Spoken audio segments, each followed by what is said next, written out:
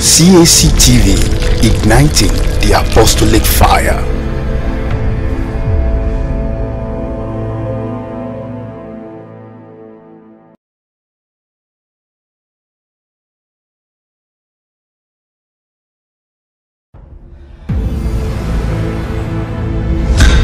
CAC TV, igniting the apostolic fire.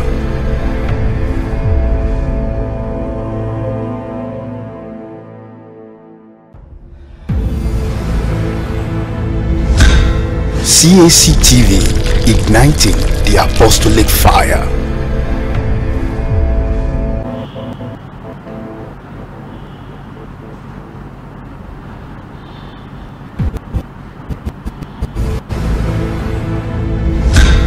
CAC TV, igniting the apostolic fire.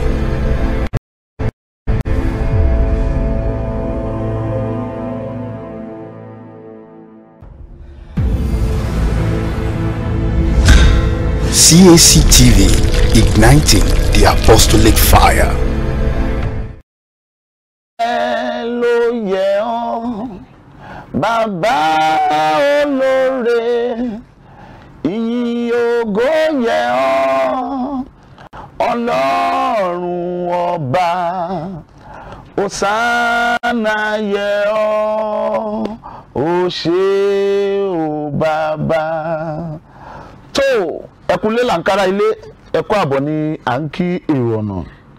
A dúpẹ́ lọ́wọ́ Ọlọ́run tó tún mú wa jí sí ilé alààyè ní òní. A dágbére fún yín ní ìjẹjọ́. Ọlọ́run tún mú wa padà wá síbí ní òní. Ọlọ́run náà tún yìn. A kò bí ojú ọjọ́ ṣe rí. A kò rògbòdìyàn lọ́tún lósì. Ohun tí mo mọ̀ ni pé lálá tó lọ sókè ilẹ̀ ló ń bọ̀. Bó ti wù kó le tó èmi àti a ò ní bá a lọ. Nígbẹ̀yìn ẹ̀rín la máa rín lórílẹ̀-èdè yìí. Lágbára Ọlọ́run. Mo sọ fún wa ní ọ̀sẹ̀ tó kọjá mo ní ètò yìí á dùn gbogbo akọsí. Lónìí lórí ètò yìí ọ̀rọ̀ àmọ̀ràn wà alẹ́ wà níkàlẹ̀ tó máa bá wa sọ̀rọ̀ olórin ẹ̀mí tó wà níkàlẹ̀ tó máa bá wa sọ̀rọ̀ lónìí. A máa dókè lóhùn tá a bá padà dé ètò wọn á tẹ̀síwájú.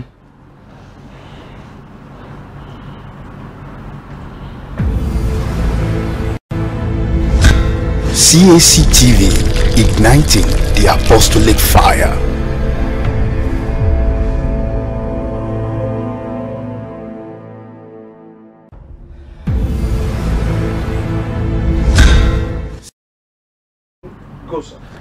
Ẹ káàbọ̀ padà sórí ètò wákàtí ìyìn. Kí ni ọ̀rọ̀ ọ̀mọ̀ràn mi lónìí?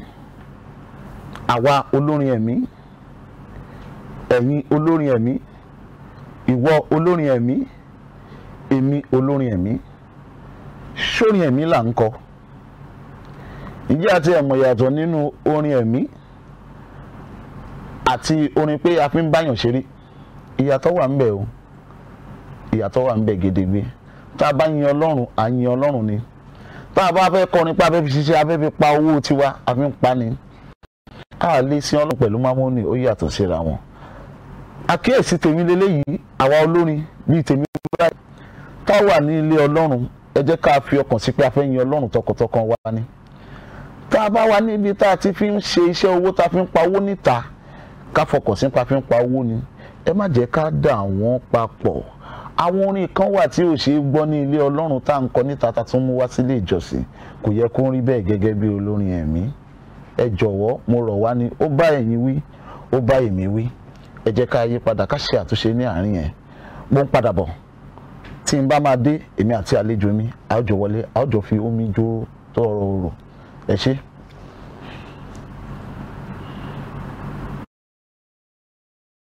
CAC TV, igniting the apostolic fire.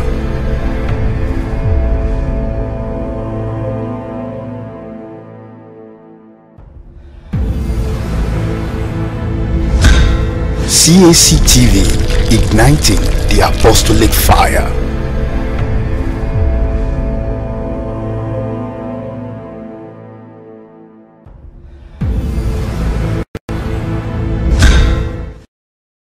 Lẹ́ẹ̀kan wípé àlejò mi wà ní ìkàlẹ̀.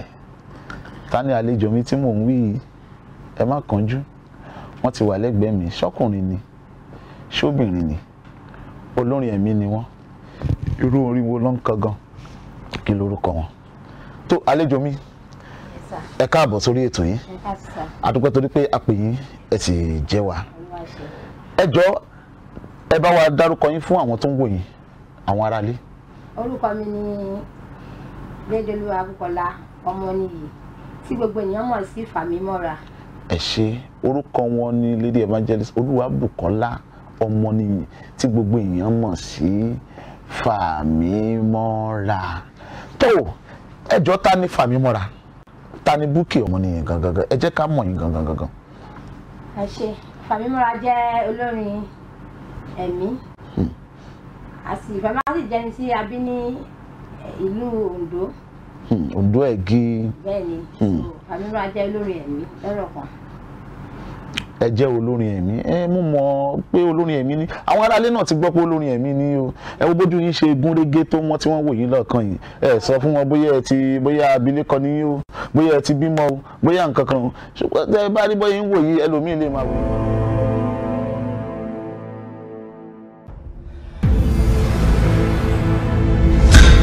CAC TV, igniting the apostolic fire.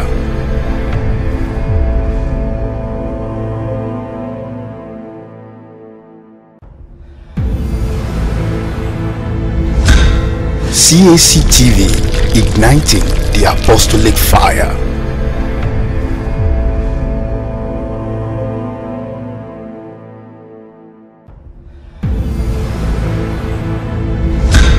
CAC TV, igniting the apostolic fire.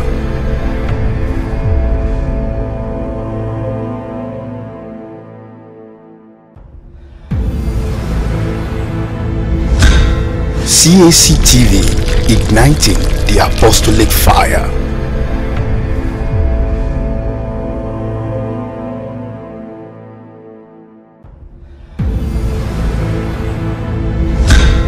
CAC TV, igniting the apostolic fire.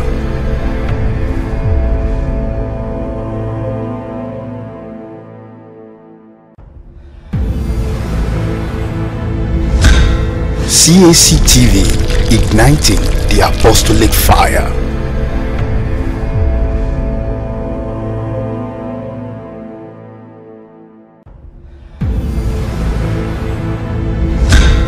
CAC TV, igniting the apostolic fire.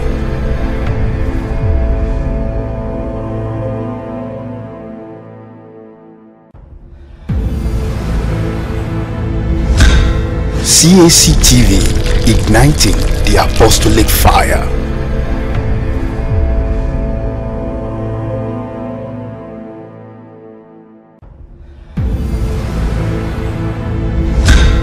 CAC TV, igniting the apostolic fire.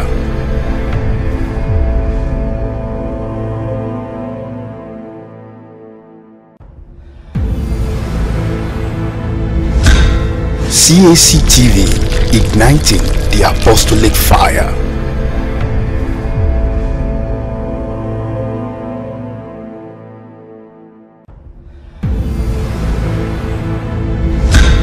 CAC TV, igniting the apostolic fire.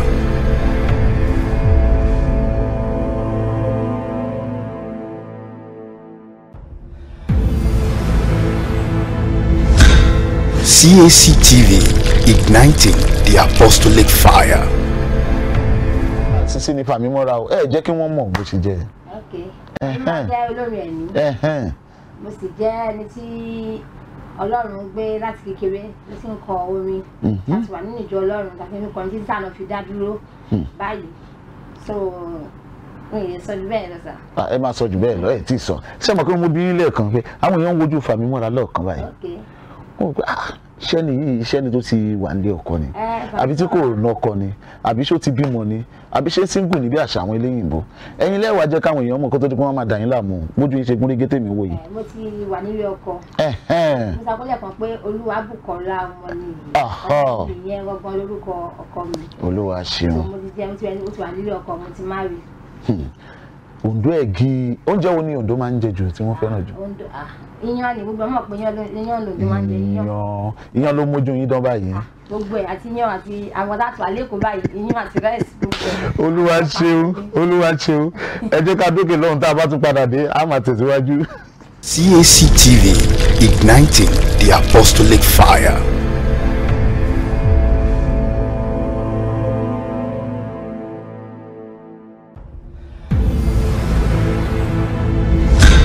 CAC TV, igniting the apostolic fire.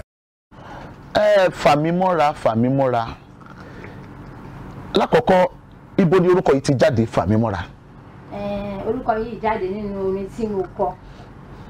Nínú first album mi, orúkọ yẹn bẹ̀rẹ̀ orúkọ yẹn ti jáde. Ìgbà tí mi ní orúkọ kan tí mo jẹ́ tẹ́lẹ̀. Búkì làwọn máa ń pè ní Búkì. So nínú tí mo wá compose yẹn, orúkọ wà nínú ẹ̀ sí ẹ pé Fàmímọ́ra gbé jáde nínú ẹ̀. Àwọn èèyàn bẹ̀rẹ̀ sí pé Fàmímọ́ra. Láti ìgbà yẹn lọ wọ́n ti wá ń pè yín ní Fàmímọ́ra. Orúkọ yẹn wà òkè kí mi náà máa bẹ̀ sí ní jẹ. Olúwa fa gbogbo wa mọ́ra o. Ẹ ṣé.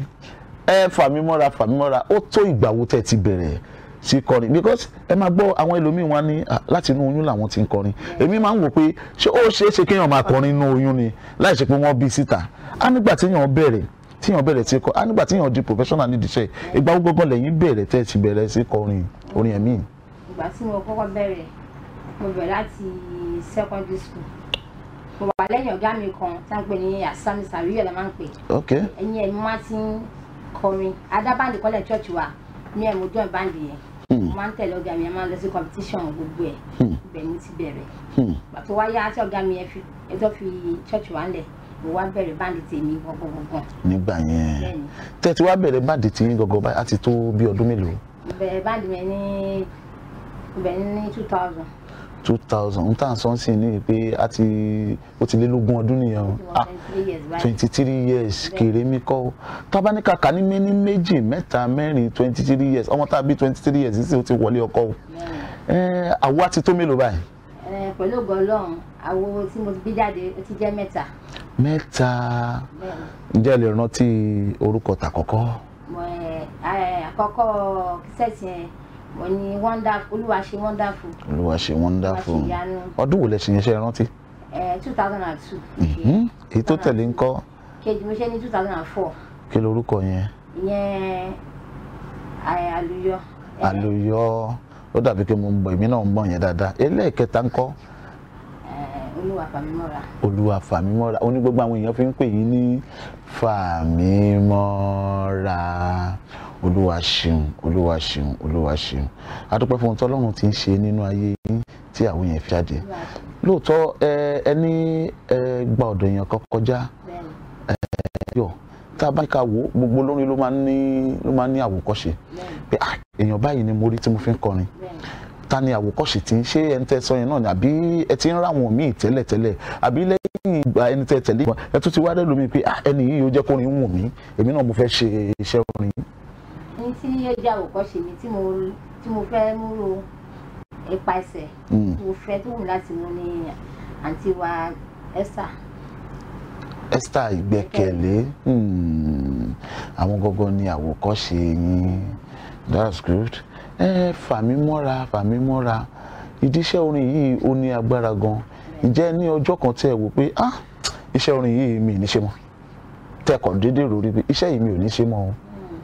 Ìsọjọ́ tí mo rò bẹ́ẹ̀ ìsọjọ́ tí mo rò pé bá mi ò ní ṣe mọ́. Ẹ rò bẹ́ẹ̀? Ìsọjọ́ tí mo rò bẹ́ẹ̀ kàlẹ́ńdì kan lè wà díẹ̀ but mi ìyẹn bá rò pé mi ò lè ṣe mọ́. Nínú orin ẹ̀ mo máa ti ń rí ìtúsílẹ̀ tí òkòkò bá ṣe mí àbí ìrẹ̀wẹ̀sì bá mi tí bá ti ń kọrin mọ́ẹ̀ntì yẹn gbogbo ìjára mi àkọ́kọ́ sọlọ níta mi náà àkọ́kọ́ sálọ níta mi náà so mi ìfọjọ́ kan rò pé kí n fi orin yẹn lẹ̀. But kò sí bó ṣe lè burú tó náà a máa rí challenges kan tó máa mì í o tá a máa rò pé ṣé mi náà rè tàbí ẹ̀gbin kan tó ta lé yín nídìí iṣẹ́ yìí pé ṣé torí mò ń ṣiṣẹ́ báyìí irú ẹ̀gbin wo lẹ rí nínú iṣẹ́ yìí tẹ́ rò pé iṣẹ́ yìí mo ní faradà ń di ẹ o but àwọn ẹ̀gbin báyìí ni mo ti bá pàdé tó fẹ́ jẹ́ kí n fẹ́ máa rẹ̀wẹ̀sì. Kò sí oṣẹ́ tí nìkan kankan ṣe tí ò lè rí ẹ̀gbin náà. Tí kò sí ẹ̀gbin bẹ́ẹ̀. Àti àti ìtajà àti òsì tó tí ẹ bá ti mọ̀ nǹkan tó gbà ó máa pẹ̀ ẹ̀gbin ẹ mọ́ra. Ó máa kó sẹ́wọ̀n tí ò rí ẹ̀gbin ní iṣẹ́ kankan ṣùgbọ́n tí bá ti mọ̀ nǹkan tó gbà apa ẹ̀gbin mọ́ra. tàbí jù bẹ́ẹ̀ lọ náà a máa rí ìjọ tí inú yín dùn jù pé lẹ́ni iyo iṣẹ́ orin yìí mo dúpẹ́ lọ́wọ́ Ọlọ́run pé mo yà sí díẹ̀ Ọlọ́run dẹ̀ wá fi iṣẹ́ yìí kẹ́ mi láti jọ́ tí mo ti ń ṣe iṣẹ́ yìí ṣùgbọ́n èyí inú mi dùn nǹkan tí mi ò rò pé mo lè rí mo rí nídìí iṣẹ́ yìí tàbí irú kí ni àwọn nǹkan tó ti múnú yín dùn dáadáa nídìí iṣẹ́ yìí. Àwọn tó ti múnú mi dùn nídìí iṣẹ́ yìí ó pọ̀ gan torí ohun tó múnú mi dùn ẹni tó múnú mi dùn nínú ẹ̀ pọ̀ débi pé ká bá lọ sáwọ́sì ayé ìgbà kan wọ́n fẹ́ lọ sáwọ́sì àwọn bíi àwọn àǹtí west àgbẹ̀kẹ́lé àwọn olórin ẹni jàǹkànjàǹkàn kí n má lè dárúkọ wọn a máa wọ̀ lókè báyìí ìgbà tí mo ti ń kọrin a máa jọ pàdé níta máa jọ pàdé ní àwọn ìta máa jọ kọrin tó mú inú mi dùn dáadáa pé. ẹ̀yin náà rí wọn lójúkojú ẹ wá ti jọ ní tẹ́ẹ̀jọ́ ń ṣe papọ̀. nínú àwọn pé mo rí lágbájá lánàá mo rí wọn níjẹta. Olúwa ṣe ẹ̀yin èèyàn mi òun lẹ ti gbọ́ yẹn ohunkóhun tí a bá ń ṣe nílé ayé yìí ká ní ìfaradà tí wọ́n ní ó mú wọn dúró ó jẹ́ kó padà wá rí ìdùnnú nídìí ẹ̀. ẹ jọ̀ọ́ kí ni àfojúsùn yín pé bí mo ṣe wà yìí ọdún 10 sísìn yìí ibi báyìí ló wù mí tó yẹ kí n wà nǹkan báyìí ni mo fẹ́ ṣe àbóyá ó ti wù mí náà kí n ti ní stúdíò ni kí n ti máa rìkọ́dù àwọn èèyàn àbí ó yẹ kí n ti rí rẹ́kọ́dù ibẹ̀ lókè mi náà ti máa gbé olórin jáde bíi tèmi o àbí ibi báyìí yìí àwo báyìí ni mo ti target pé the next 10 years iye báyìí mo ti fẹ́ ṣe o kí ni àfojúsùn yín. Àfojúsùn mi ni pé kó máa tó gbà yẹn gan agbọ Ọlọ́run ibi tó ga ibi àyè ńlá táwọn ọmọ ológo wà lọmọ ológo gan àwọn yẹn dáhùn máa ní tí wọn máa mọ orúkọ tèmi náà gbà ẹnìkan ń jẹ́ Fàmímọ́ra àyè ńlá àyà ògo èmi náà fẹ́ kí Ọlọ́run máa ti wà níbẹ̀ èmi fẹ́ lọ èmi gan fẹ́ kọ́nà kó gbé mi sípò jẹ́ pé èmi gan máa ràn yàn lọ́wọ́ nínú iṣẹ́ mi yìí èmi gan yẹn ká sí ipasẹ̀ tèmi gan ṣe àtẹ̀gùn. Ọlọ́run á mú èrò ọkàn ṣe ju gbogbo ẹ̀ lọ tá a bá wo ìtànsìn ohun tó ń jà ràn-ìràn pápá láàrin àwọn olórin ẹ̀mí àwọn kan wọ́n ti kó àwọn kan sọ́tàn pé bóyá olórin àtijọ́ àwọn kan olórin ìṣẹ̀yìn ẹjọ́ kí ni tí ẹ̀yin rí láàrin ìgbà tí àwọn tí wọ́n ti ń kọ́ bọ̀ àtàwọn tí wọ́n ṣẹ̀ṣẹ̀ dé sí torí tá a bá wo a rí pé orin ẹ̀mí ti ń bọ́ sí ipa oríṣiríṣi àti láwọn kan ní let's go come there let's go shetira stand àwọn tuntun tó wà ń tà sí nìyẹn wọ́n ti wo àwọn ti tẹ́lẹ̀ yẹn bí wọ́n ti kà wọ́n sí olórin àtijọ́ kí ni ẹ̀yin yé láàrin ẹ̀ kí ni ìyàtọ̀ tó wà níbẹ̀ then èwo ni àǹfààní tẹ̀yin rí pé ibi ìlú yẹ ká súnmọ́ àbí ibi ìlú yẹ ká súnmọ́ àbí méjì ká ṣe ní ara wọn sí ara wọn ni. ẹ ṣe ohun tí èmi rí gẹ́gẹ́ bí olórí ẹ̀mí ni pé ohun tí ìyàtọ̀ gidi ó wà sí ìgbà tá à ń kọ lájọ sí àwọn bàbá wa àwọn màmá ń kọ àtijọ́ àti ìgbà táwa dé sìn ìyàtọ̀ tó wà ní pé tá bá pé lóní gospel mi ohun tó máa gbọ́ lẹ́nu ẹ̀ àmọ́ àwòkọ́ ṣe lóní gospel lè ṣe orin tí ó yẹ kí àti máa gbọ́ lẹ́nu olórin gospel ọmọ máa gbọ́ nínú ìjọ Ọlọ́run so ìyàtọ̀ bẹ́ẹ̀ yẹn ó wà ẹ mọ̀ pé ayé tẹ́lẹ̀tẹ́lẹ̀ competition ọ̀dọ́kọ̀ tó bá fẹ́ sí church kan wọ́n máa ní kókó orin tó fẹ́ wá kọ òun lélẹ́yìí wàá yé èsì kò sí yẹn mọ́ tó bá pé ìpàdé olórin everybody wá yé kí ni wá yan Ọlọ́run yẹn tó bá dẹ̀ máa yan Ọlọ́run yẹn gan-an lẹ́yìn ìjọ́nà ọlọ́tún máa mú ohun ti ayé ohun tí ẹ̀ máa gbọ́ ọmọ àmúwọnú. àlejò mi mo fi owó àti ọmọdé yín lẹ́nu pàápàá ní àsìkò tá a wà yìí ohun tí èmi ti rí ni pé àwọn olórin ẹ̀mí wa ó dàbí pé wọ́n fẹ́ ya ọ̀lẹ díẹ̀ wọn ò lè ṣiṣẹ́. tá a bá wá wò tá a bá ní ká wò jẹ́jẹ́ mọ̀ pé àwọn tí wọn ò ṣiṣẹ́ púpọ̀ yẹn tó jẹ́ pé mo níbí mo lọ́hùn àwọn ni wọ́n ń jẹ èrè iṣẹ́ yìí jù ni wọ́n ń jẹun iṣẹ́ yìí ṣùgbọ́n àwọn tó ń ṣiṣẹ́ ọpọlọ yìí wọ́n sì ń tiraka ni so mo gbàdúrà pé Ọlọ́run á kọ gbogbo wa mọ̀ ṣe Ọlọ́run á dẹ̀ la ọ̀nà ayọ̀ fún wa kí ni àmọ̀ràn yín fún àwọn tó ń wò yín gẹ́gẹ́ bí Fàmímọ́ra pé èmi náà mo fẹ́ dàbí Fàmímọ́ra o èmi náà lọ́jọ́ kan máa di Fàmímọ́ra irú àmọ̀ràn wo lẹ fẹ́ fún wọn pàápàá àwọn tó ń bọ̀ lẹ́yìn tí wọ́n fẹ́ dìde tàbí tí wọ́n ṣẹ̀fẹ̀ bẹ̀rẹ̀ ṣe. àmọ̀ràn mi tí mo ní fún gbogbo olórin tó ń bọ̀ lẹ́yìn mi àbẹ́jẹ́sẹ̀ dìde lénìí ni wípé ẹ jẹ́ kí a máa ní àforítì kalẹ̀ súnmọ́ Ọlọ́run nínú àwẹ̀ àti àdúrà ẹ jẹ́ kò sí gbogbo tí bá ṣe tí kò ní challenges kò ẹ jẹ́ ká dúró ní Ọlọ́run ó ń jẹ́ ká mú tí a gbà ní ìdí èyí Ọlọ́run ṣe àmì lágbó Ọlọ́run. ẹ ṣe ẹ̀yin aráalé ẹ jẹ́ ká dókè lọ́hùn à ń bọ̀.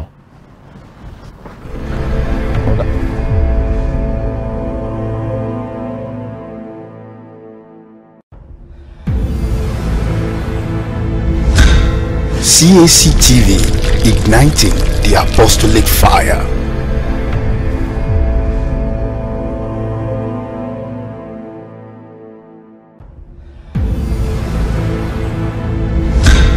CAC TV, igniting the apostolic fire.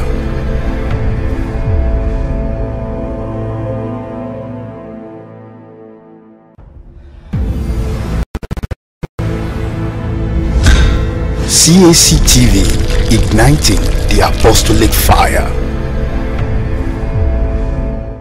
Lórí ètò àlejò wa tí mo ti ń bá sọ̀rọ̀ látàárọ̀ àwọn náà ni Olúwabùkọ́lá Ọmọníyì tí gbogbo èèyàn mọ̀ sí Fàmímọ́ra. Tó wọ́n a dúpẹ́ pé a pè yín ẹ jẹ́, a dúpẹ́ pé tá a bá tún pè yín nígbà míì a nígbàgbọ́ pé ẹ máa tún wá. Tó ẹ̀yin èèyàn wa, a dúpẹ́ ibi tí a ti bẹ̀rẹ̀, a dúpẹ́ ibi tí a bá dé, a dúpẹ́ ibi tí Ọlọ́run mú wa lọ. Mo lérò pé ẹ gbádùn wa lọ́sẹ̀ yìí.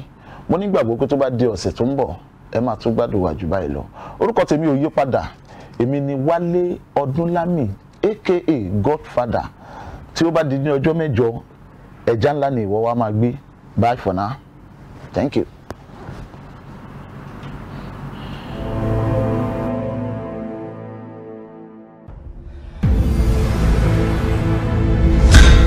CAC TV, igniting the apostolic fire.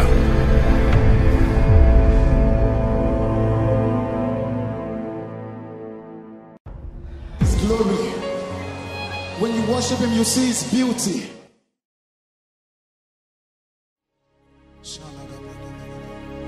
We join the host of heaven to worship at your feet. We bow, Baba, Mora, Baba, Eledumare,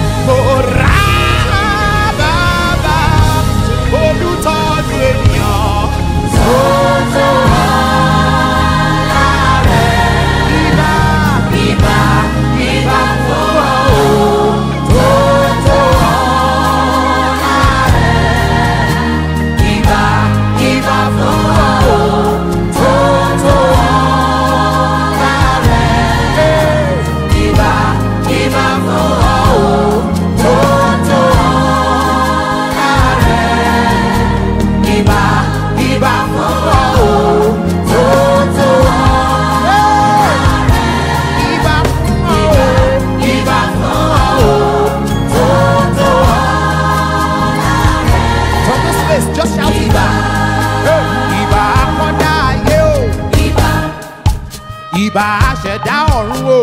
ìbà àtótó gbójúlé. ìbà àtótó farati. ìbà àtótó fẹ̀yìntì. ìbà àtófiṣẹ́ ogun rán. ìbà aṣíwájú ogun lálọ. ìbà akẹ́yìn ogun lábọ̀. ìbà ọ̀rànmọ́ níṣẹ́ fàyàtì. ìbà ọ̀rọ̀ mọ níṣẹ́ pọ̀n ọmọ sẹ́yìn. ìbà àwo gba àrùn má gbẹ̀jẹ́. ìbà àwo gba àrùn má gbẹ̀jẹ́ o. ìbà ọlọ́wọ́ pírepíre. ìbà ọlọ́wọ́ rọ́bìrọ́bì. ìbà ó pírepíre kàn mí o. ìbà ó pírepíre kàn ẹ́ o. ìbà ìbà ìbà ìbà ìbà ìbà ìbà ìbà ìbà ìbà ìbà. Hey, somebody lift your hands in worship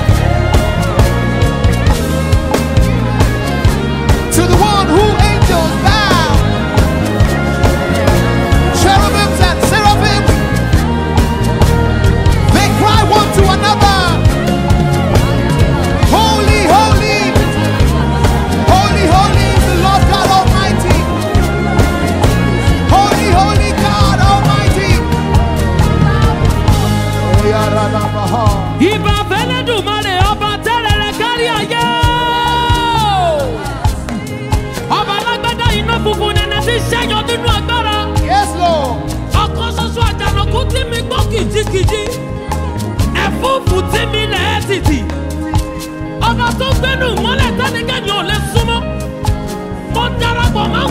mímọ́, àwọn áńgẹ́lì mímọ́, àwọn àgbààgbà mẹ́rìnlélógún lórígun mẹ́rẹ̀ẹ̀rin àgbáyé àgbọ̀run láti fi ìbùkún àtọlá àtògo àtagbára fẹ́ni tó jókòó lórí ìtẹ́ àti fún ọ̀dọ́ àgùntàn láéláéláé. Mímọ́ mímọ́ nínú ọlọ́lá o. Ìwọ rẹ̀ mímọ́ ni, ọ̀rọ̀ rẹ̀ mímọ́ ni, iṣẹ́ rẹ̀ mímọ́ ni, ògo rẹ̀ mímọ́ ni, aṣọ rẹ̀ mímọ́ ni, ọlọ́mọ mímọ́, olójú mímọ́, ọlọ́gbọ̀n mímọ́, ọlọ́mọ mímọ́, olójú mímọ́, kábíyèsí o, ọba tó gbogbo bí ẹ̀gbọ̀n òwú, abẹ́tílu kára bí ajẹ́rẹ́, ọmọ ọ̀run àgbàlagbà, bàbá àgbàlagbà, oníkúnkúnkú, ọlọ́lọ́lọ́lọ́, ọ̀sàgún àràgùn, yìnyínyìnyín lọ́wọ́, kábíyèsí o, kábíyèsí o.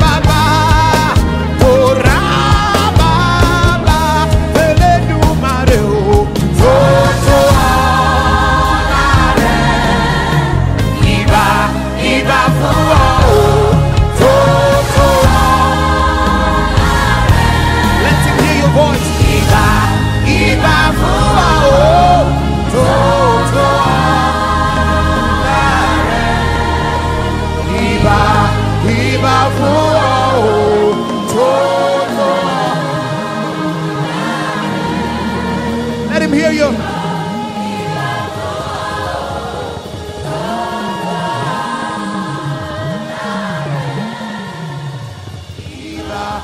Iba fún ọ o.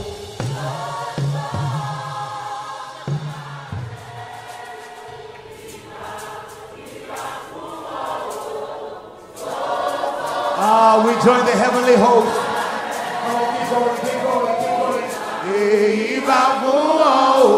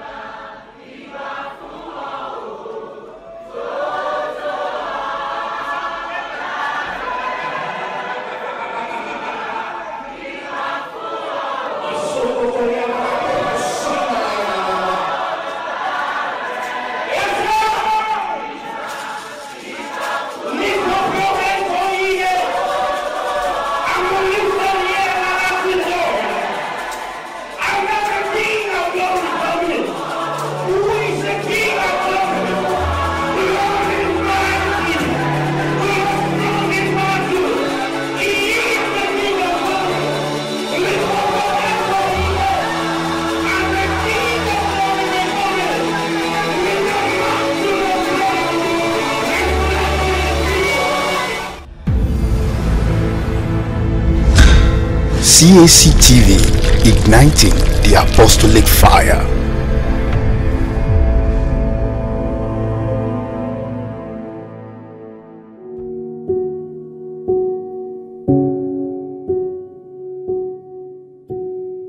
Nigerian Christians, in these critical times, who can we trust? Since Nigeria's general elections in 2015, every socio-economic index has plummeted. Several strike actions have impeded productivity and economic growth. Incessant fuel scarcity has led to frustration and agony, and most recently, the scarcity of the newly designed Naira notes has rendered citizens financially paralyzed. However, with all of this weighing down on us, there is an even bigger existential concern for the Nigerian Christian community. Nigeria is one of the most diverse nations in the world, but rather than this becoming our strongest feature, it has become a tragic weakness. The land has been turned into a killing field, watered with the blood of innocents. Churches are constantly bombed by fundamentalists, worshippers are slaughtered viciously in the house of prayer, and priests and pastors are kidnapped and beheaded in the course of doing the work of God. The age-long dream of a Nigeria where Christians, Muslims, and people of all faith can exist side by side in brotherhood has turned into a nightmare. To fix this great divide that threatens an imminent collapse of our country's structure, we must first start by restructuring. We must stand ready to reintroduce peace, unity, and love in our great nation. This country needs to be patched together. And it is when we come back together as a country, united and learning to start trusting each other, that our children can have hope of a better country. On the 25th of February, we go to the polls to elect a new leader, one who will not be held captive by his religious and ethnic loyalties, one who will transcend the narrow path of hate and bigotry, one who will see us all as children of God, worthy of love, respect, and protection. One thing with about AA Atiku Abubakar is that he is a compassionate person. He is a good listener. Someone who believes in fairness to all people. Before I met him, there were a lot of stories about him. He was a very popular person. He was a very popular young custom officer who was known for his generosity, who was known for his humility, who was known for his openness and liberal disposition. I know of his stewards, his cooks for over 20 years that have been with him. Let me tell you, it's not easy to work with somebody for 35 years. As a young man, and I've never regretted working with him for so long. If I come back in my next world, I wish to work with him again. Gender, it does not discriminate. Religion, discriminate. I don't think he knows the meaning of discrimination. And I know that he has a physician that has been with him since, I don't know how many decades now. Igbo and Christian. The tribalized man. Because apart from me, the other people also who are his staff from different parts of Nigeria. He's someone that he doesn't care of your religion. Whatever, the only thing he needs from you, as long as you are doing your job perfectly, he's okay with you. He is the least tribalistic person ever. Atiku is not tribalistic in any way. All he sees in you is your capacity to deliver. Someone with patience, compassion, and empathy. To be forgiven. That's one thing about him. He forgives. We have learned that, those of us who are around him, that this politics is not that of bitterness. He knows how to forgive. We've learned a lot from him. So it made me to be, always overlook so many things, believing in tomorrow. Because he's that kind of person. And that's what I've learned from him as a father. Someone with a strong vision for Nigeria's future.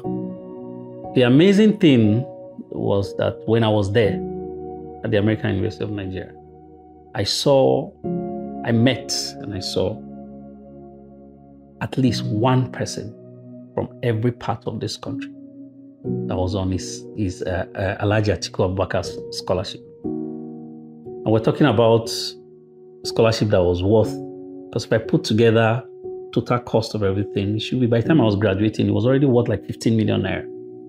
Someone with the courage to stand against the forces of evil.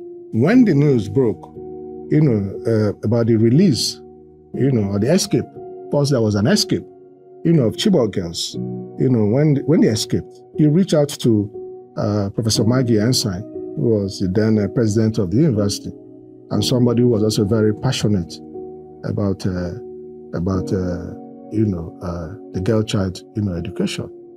And so he expressed his desire, to have them accommodated, to have the Chibok girls, accommodated, in the university. And so a special program was set up. A lot of resources were, went into it.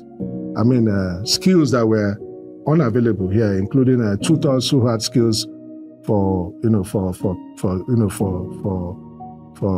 students like the Chibok girls who have been traumatized, and they were brought in. And so a special school, was set up to the extent that today,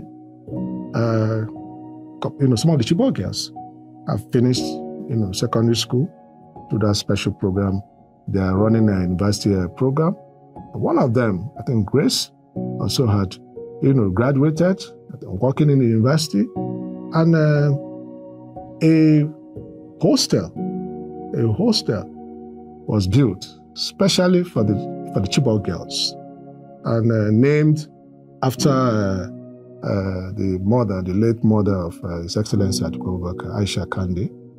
A man whose deep humility and empathy has moved him to invest personal resources in fighting the menace of Boko Haram can surely be counted on to make the war on terror a #1 priority as President of the Federal Republic of Nigeria. By the way, a lot of people try to convince him to choose somebody from his tribe to be his physician.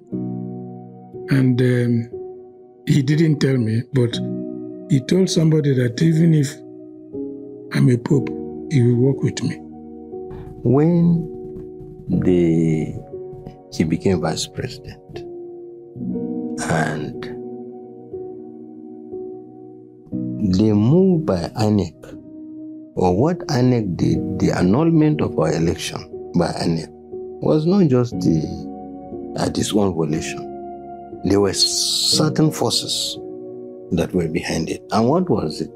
They wanted a new power arrangement in Adamawa, with me out of that arrangement, But he said, no, it can't happen.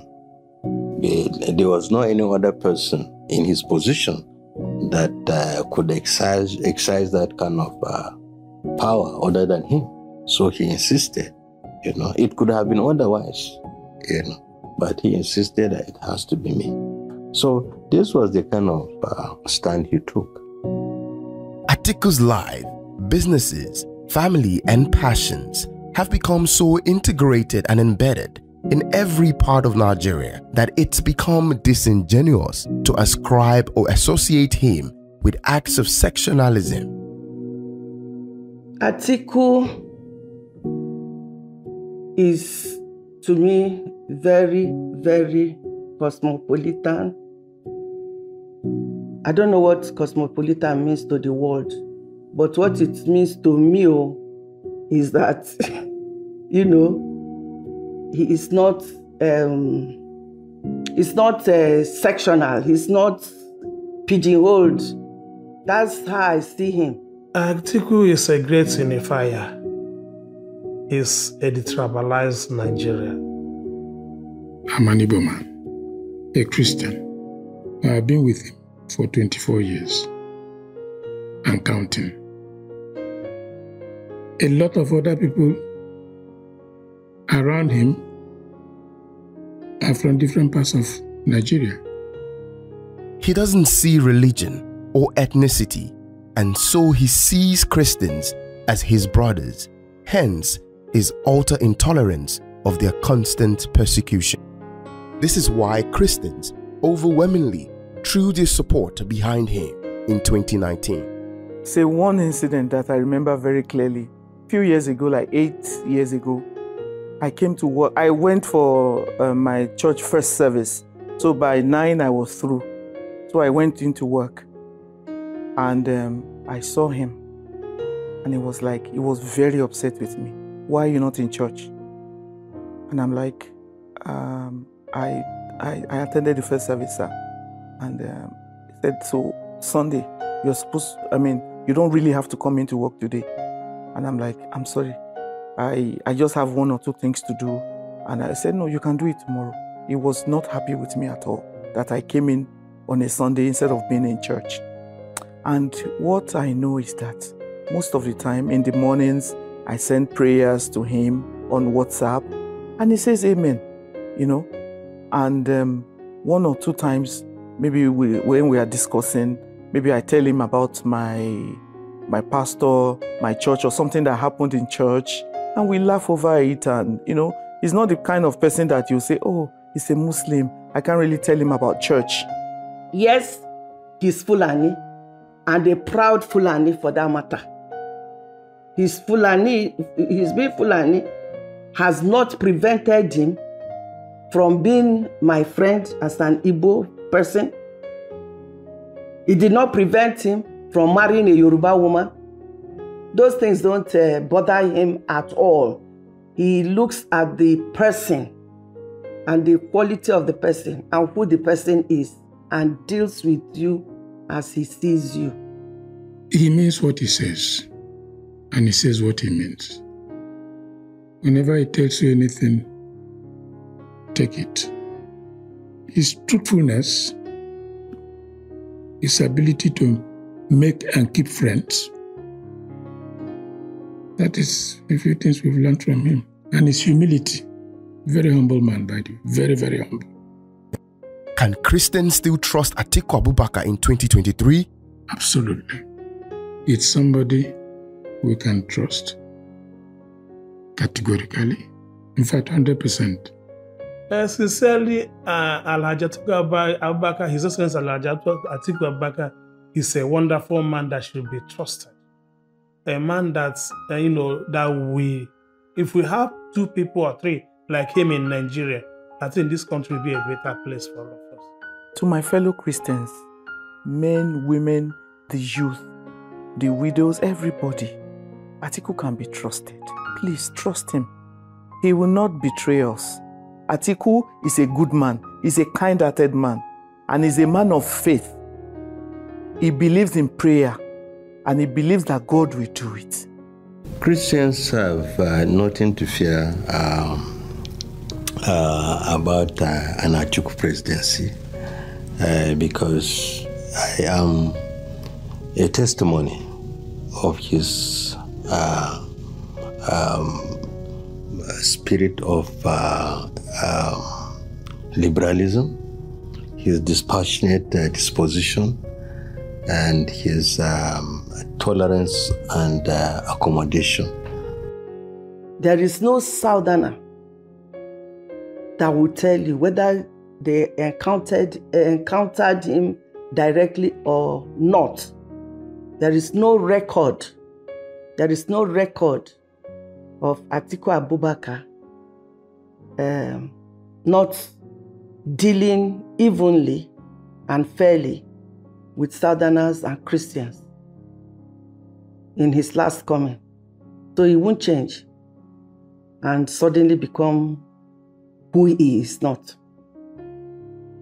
We know him, we trust him, and we recommend him to anybody who believes that they love this country and that they want to see this country mend and be on the path of recovery. For somebody who has trusted you for 24 years, you give him any medicine, you just put this in his mouth. It cannot be. There are very few people who can be better than that. We have been so battered and traumatized, and God, there's almost no country anymore. And the only man who has the experience, who has the commitment,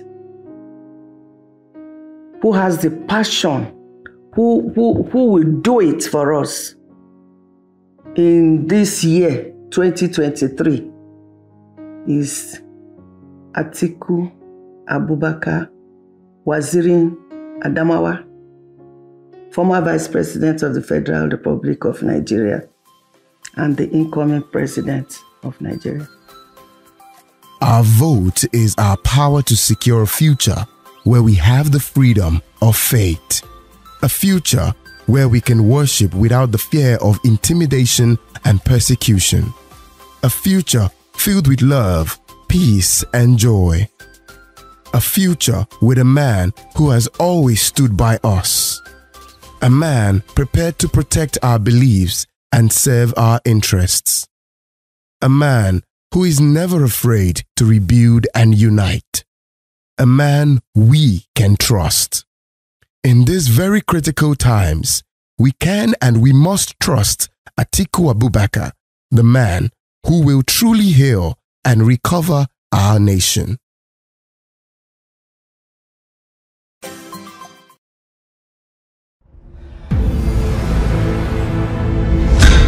CAC TV, igniting the apostolic fire.